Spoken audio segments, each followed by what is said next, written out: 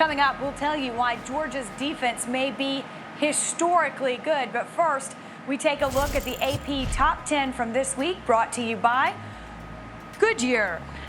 With Alabama and Georgia taking the number 1 and 2 spots respectively, Oregon, Oklahoma, and Iowa round out the top 5, but some notable changes include Clemson dropping 3 spots from last week's poll, as well as Ohio State dipping from 9 to 10. Here's some of the reasons why. Some of the top teams struggled this weekend despite getting in the win column. We start off with Alabama, who led 21-3 after the first quarter, but allowed the Gators to come roaring back and make it a 2-point game in the fourth quarter. That's Alabama and Florida. Then we head to Death Valley, where it was Clemson who struggled to get going. That was against Georgia Tech. Dabo Swinney's squad narrowly escaped with a 14-8 win against the unranked Yellow Jackets. How about the Buckeyes? They also had a bit of a scare with a non-conference opponent, Tulsa. Ryan Day's team led 13-6 at halftime. That was their worst halftime point differential against a non-Power 5 team since 2015. And finally, the Sooners kept it close in their first conference game of the season, edging out Nebraska 23-16 to improve to 3-0.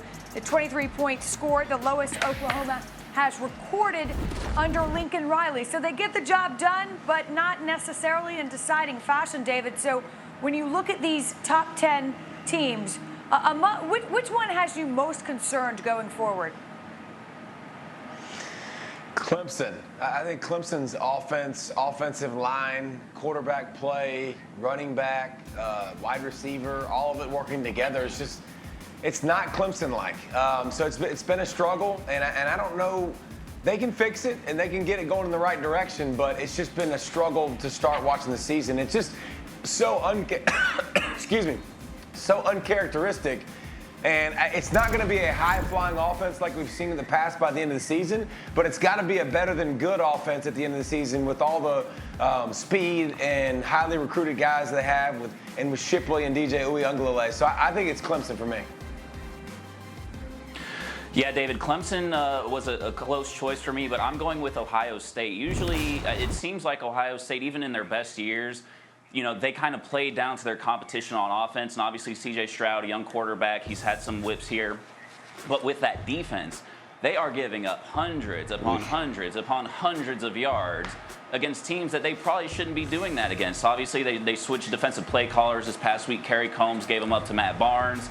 It didn't look a whole lot better for them against Tulsa, and the one thing that saved them offensively was their run game. Now, when they get to Big Ten play, they're not going to be able to win games that way. Now, I think the Big Ten is a little bit better than it was last year, so I think that is why I have a little bit more of a cause of concern for Ohio State. But unless they're able to kind of fix a little bit of everything, I think Ohio State has a lot to worry about.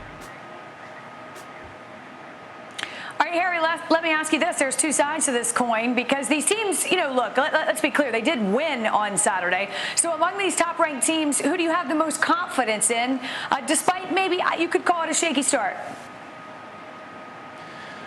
I don't even know necessarily that they had a shaky start, and my answer here is not quite interesting, but I'm going with Alabama, right? I mean, until they prove otherwise that they're not going to, progressively get better as the season goes along, I think that, even though they've shown some kind of signs of weakness, they should still feel pretty confident. I think that this Florida team is a little bit better than people are giving them credit for. Obviously, there's a bunch of new pieces with this Alabama team. Yes, they're incredibly talented. Yes, they bring in, the most talent year in and year out, and we just, at this point, expect them to reload, which is the greatest compliment that you could give to a head coach like Nick Saban.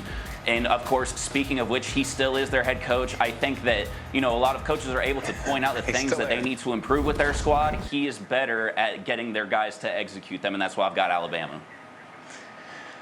He is, but if you're asking me if I'm confident in any of them, the answer is no, Wendy. I'm not overly confident in anything. I mean, Oklahoma's giving me pause. Spencer Rattler giving me a little bit pause. I need to see him be a little bit more patient, take the check down. When I look at Ohio State, obviously we've laid out their flaws. I look at Alabama. They definitely looked a lot more human. The running game disappeared in the second half. If they didn't jump out to a great start, I would have wondered what that game looked like.